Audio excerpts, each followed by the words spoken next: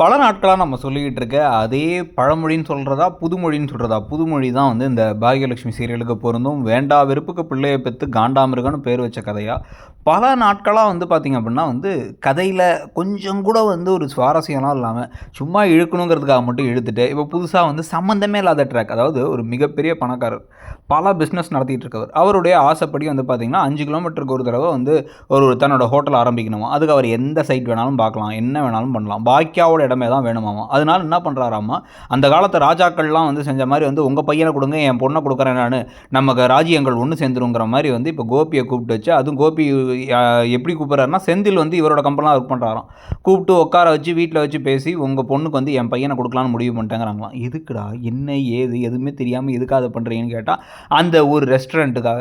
எப்பா சாமி அப்படின்னு நமக்கு இருக்குது. நமக்கு இதுவே வந்து ஒரு மாதிரி நம்பகத்தன்மை இல்லைங்கிறது ஒன்று, பார்க்குற நம்மளை லூஸாக நினைக்கிறாங்களாங்கிறது ஒன்று. இதை தாண்டி வந்து பார்த்திங்க அப்படின்னா இப்போ தானே வந்து ஒரு போர்ஷன் முடிச்சிங்க, சில மாதங்களுக்கு முன்புன்னு காமிச்சதில் என்னது பண்ணீங்க அப்படின்னா வந்து ஆகாஷ் கூட வந்து இவங்க பழகிடக்கூடாது அப்படிங்கிறதுக்காக டபக்குன்னு சொல்லி ஒரு பையனை பார்த்து கட்டி வைக்கலாம், அது 3 வருஷம் கழிச்சு கல்யாணம்னு சொல்லிட்டு ஒரு பையனை கூட்டு வந்தீங்க. அந்த பையனும் மண்டே ஆட்டினார், 3 வருஷம் கழிச்சு கூட கல்யாணம் பண்ணிக்கலாம், என்கேஜ்மெண்ட் பண்ணால் போதும் அப்படின்ட்டு.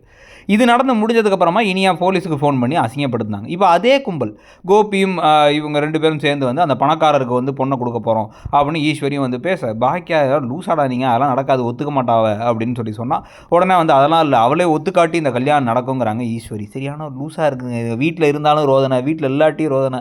ஏமா ஈஸ்வரி உங்கள் கணவர்லாம் எப்போ இறந்துட்டாரு அப்படிங்கிற மாதிரி வந்து யாராச்சும் கோவமாக பேசிடுவாங்க போல். ஏற்கனவே ஒரு தடவை வந்து என்ன வேணாலும் பண்ணிக்கிங்க நாங்கள் பாக்கியா, இப்பயும் அதே மாதிரி தான் நடந்துடும் போல்.